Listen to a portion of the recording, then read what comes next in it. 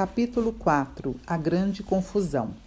É importante compreendermos a diferença entre o Velho Testamento e a Velha Aliança, pois as pessoas geralmente confundem os dois. Tenho ouvido pessoas me dizerem que jamais lerão o Antigo Testamento, apenas o Novo, porque vivem na Nova Aliança. Mas eu amo o Velho Testamento. Gosto muito de ler os Evangelhos e as Epístolas de Paulo, e não há nada errado nisso. Por isso, precisamos compreender que o Velho Testamento e a Velha Aliança não são a mesma coisa. A Velha Aliança é o compromisso que Deus fez com Israel para determinar a maneira como ele se relacionaria com ele e vice-versa. Com eles e vice-versa. O Velho Testamento, contudo, são as Escrituras. Apesar de hoje toda a Bíblia ser conhecida como Escritura Sagrada, a única Bíblia que Jesus tinha era o Velho Testamento. O apóstolo Paulo só usava o Velho Testamento para mostrar seu entendimento, revelação e conhecimento da Nova Aliança. Devemos amar toda a Bíblia, não apenas as partes das quais gostamos ou que achamos fáceis de entender, pois ela é a verdade eterna, como o salmista disse. A tua palavra é a verdade desde o princípio e cada um dos teus juízos dura para sempre. Salmos 119, 160. Veja o que Paulo disse a Timóteo, em 2 Timóteo 3, 15 e 17. Porque desde a infância sabes as sagradas escrituras, as sagradas letras que têm o poder de fazer-te sábio para a salvação por intermédio da fé em Cristo Jesus. Toda a escritura é inspirada por Deus e proveitosa para ministrar a verdade, para repreender o mal, para corrigir os erros e para ensinar a maneira certa de viver, a fim de que todo homem de Deus tenha capacidade e pleno preparo para realizar todas as boas ações. 2 Timóteo 3, 15 ao 17. Aqui vemos claramente a importância do Velho Testamento para os crentes da Nova Aliança. Quando Paulo falou a Timóteo sobre as Escrituras e sua importância na vida dele, estava se referindo ao Velho Testamento. Quando Jesus estava no deserto sendo tentado pelo diabo, ele citou trechos do Velho Testamento. Quando Jesus estava andando com seus discípulos no caminho de Emaús, Lucas relata em Lucas 24, 27. Então, iniciando por Moisés e discorrendo sobre todos os profetas, explanou-lhes o que a seu respeito constava em todas as Escrituras. O problema surge quando confundimos a Velha Aliança com o Velho Testamento, e duas coisas acontecem em decorrência dessa grande confusão. A primeira é que muitas pessoas têm olhado para o Velho Testamento através das lentes da lei e da Velha Aliança, e isso as tem transformado em fariseus modernos, ferindo muita gente. A segunda é que muitas pessoas têm reagido de forma contrária e jogado fora todo o Velho Testamento, dizendo que agora vivemos na Nova Aliança e não precisamos mais dele. Existem muitas teologias reacionárias circulando pelas igrejas cristãs, e essa reação é sempre muito perigosa, pois nossas crenças devem ser baseadas na palavra de Deus, não numa experiência negativa que tivemos. Pegando textos fora de contexto e interpretando-os de forma errada, podemos criar justificativas bíblicas para quase tudo. Compreendendo as Escrituras. Se realmente quisermos entender a Bíblia, devemos compreender algumas verdades básicas que ensinei no primeiro capítulo, mas também precisamos de outros pontos importantes que mostrarei neste capítulo.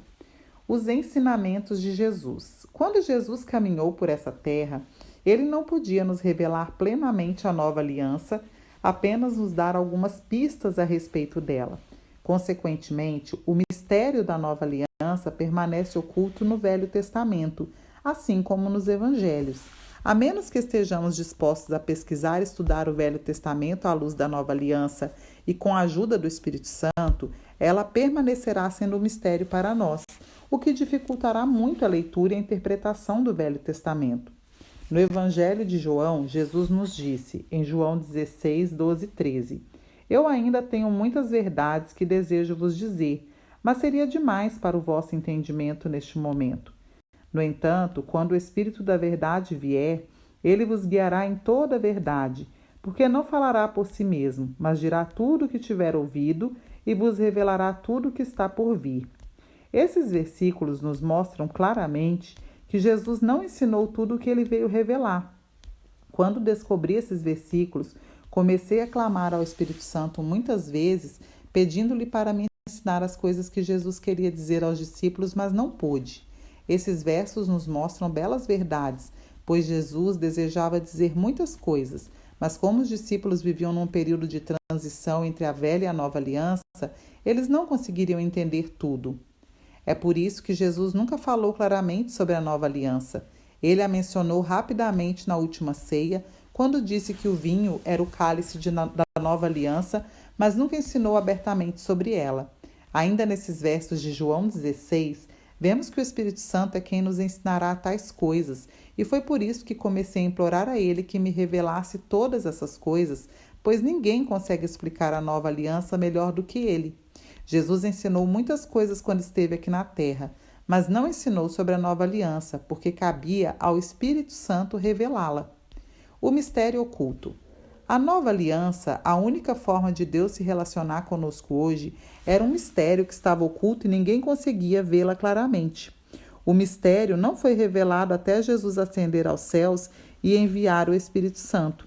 Portanto, ler o Velho Testamento sem a clara revelação do mistério da nova aliança pode ser prejudicial e até mesmo perigoso. É assim que a religião está destruindo muitas vidas hoje em dia. As pessoas leem o Velho Testamento à luz da velha aliança, interpretando e aplicando de forma errada tudo o que Deus disse, e isso traz morte em vez de vida. Cria uma imagem completamente errada do Deus a quem servimos, transformando-as em fariseus modernos cheios de justiça própria, orgulhosos e julgadores, ou em alguém que vive em constante culpa, medo, vergonha e condenação. As palavras mais importantes. Em minha opinião, as palavras mais importantes da Bíblia inteira estão registradas em João 19:30, quando Jesus disse: "Está consumado". Tudo o que lemos e estudamos nas Escrituras deve ser interpretado através dessas palavras. Sem elas não temos salvação, cura, bênçãos nem futuro no céu. Quando Jesus proferiu tais palavras, "está consumado", ele declarou que sua obra na cruz foi absoluta e suficiente. Se conseguíssemos aprender a ler tudo na Bíblia à luz dessas palavras, não haveria espaço para a justiça própria ou a religiosidade em nossa vida. A única maneira pela qual devemos nos relacionar com Deus é através da obra consumada da cruz de Jesus Cristo. O exemplo do apóstolo Paulo. Dentre todos os apóstolos, Paulo foi quem teve a maior revelação do mistério da nova aliança. O Novo Testamento nos foi dado para que compreendamos como aplicar o mistério da nova aliança que estava oculto no Antigo Testamento. O apóstolo Paulo estava disposto a pagar o preço que fosse necessário para defender o verdadeiro evangelho da graça e a mensagem da nova aliança. Ele sofreu perseguições terríveis e passou a maior parte da sua vida ministerial na prisão. Mas o sofrimento não era, de modo algum, problema para ele, pois a revelação da nova aliança em sua vida era tão grande que superava em muito o sofrimento.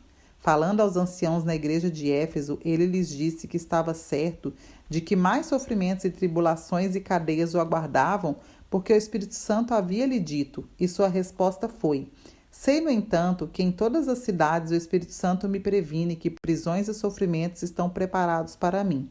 Contudo, nem por um momento considero a minha vida como valioso tesouro para mim mesmo, contanto que possa completar a missão e o ministério que recebi do Senhor Jesus para dar testemunho do Evangelho da graça de Deus." Atos 20, do 22 ao 24.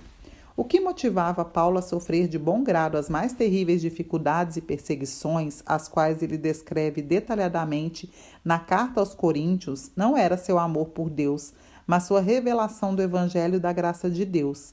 Seu Evangelho é a nova aliança revelada. A carta aos Efésios, em especial, nos dá uma percepção clara do mistério da nova aliança.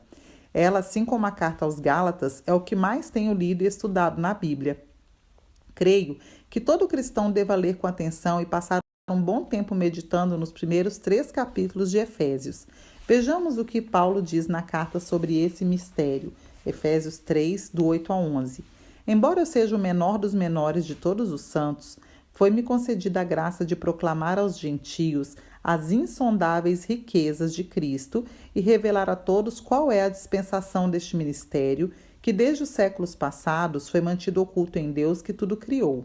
A intenção dessa graça era que agora, mediante a Igreja, a multiforme sabedoria de Deus se tornasse conhecida dos principados e autoridades nas regiões celestiais, conforme o eterno propósito de Deus realizado em Cristo Jesus, nosso Senhor. Paulo disse claramente que para ele essa graça fora dada para tornar conhecida a dispensação desse mistério, que estava oculto em Deus desde o princípio dos tempos. Esse sempre foi o propósito de Deus, como Paulo declara no versículo 11.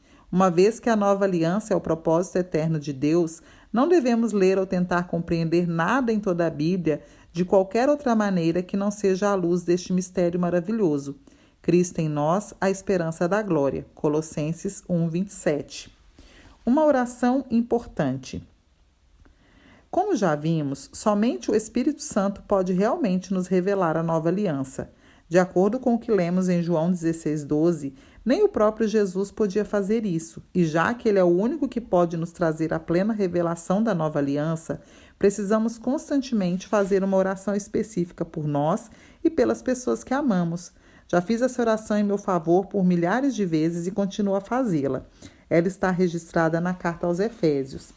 Por esse motivo, também eu, tendo ouvido falar da fé no Senhor Jesus que existe entre vós e do vosso amor fraternal para com todos os santos, não cesso de dar graças por vós, recordando-me de vós em minhas orações, para que o Deus de nosso Senhor Jesus Cristo, o Pai da glória, vos dê o espírito de sabedoria e de revelação no pleno conhecimento dele. Oro ainda para que os olhos do vosso coração sejam iluminados, para que saibais qual é a real esperança do chamado que ele vos fez, quais são as riquezas da glória da sua herança nos santos e a incomparável grandeza do seu poder para conosco, os que cremos, conforme a atuação da sua portentosa força. Esse mesmo poder que agiu em Cristo, ressuscitando-o dos mortos e entronizando-o à sua direita nas regiões celestiais, muito acima de toda potestade, autoridade, poder e domínio e de todo nome que possa ser pronunciado, não somente nesta era, mas da mesma forma na que há de vir. Efésios 1, do 15 a 21. Por muitas vezes já me reuni com pastores e líderes que reclamavam de pessoas sob sua liderança e disse a muitos deles que, em vez de reclamar dos seus liderados, eles deveriam diligentemente fazer o que o apóstolo Paulo fez e orar fervorosamente por eles. O apóstolo, que teve uma revelação tão grande e extraordinária da nova aliança, disse que nunca parava de fazer essa mesma oração pela igreja em Éfeso. Essa oração mostra que o Espírito Santo é quem nos revela a nova aliança. Mas por que temos que repeti-la constantemente, vez após outra, se a obra da cruz já está completa? Por que ainda não temos a plena revelação de todos os aspectos da nova aliança? Não estamos orando para Deus nos dar aquilo que ele já nos deu através da obra consumada da cruz. Nossa oração é para que, através do Espírito Santo, Deus nos dê uma revelação cada vez maior para compreender cada aspecto da nova aliança. Eu incentivo a memorizar essa oração e fazê-la diariamente. Compreendendo os ensinamentos de Jesus. Quando Jesus viveu na terra, a nova aliança ainda não estava vigorando nem havia sido revelada. Portanto, devemos interpretar corretamente tudo o que lemos nos evangelhos. Devemos nos fazer a seguinte pergunta: para quem Jesus estava falando neste versículo e por que ele disse o que disse? Muito do que Jesus falou foi dito em resposta às perguntas que os judeus fariseus que viviam debaixo da lei e da velha aliança haviam lhe feito. Tais coisas, obviamente, não se aplicam a nós, cristãos da nova aliança. Mas entenda bem, eu não disse que as palavras e os ensinamentos de Jesus não se aplicam a nós, nem são importantes. Todos os seus ensinamentos são importantes para nós hoje. Mas se não discernirmos se ele estava ensinando ou dirigindo-se especificamente aos que estavam sob a velha aliança, ficaremos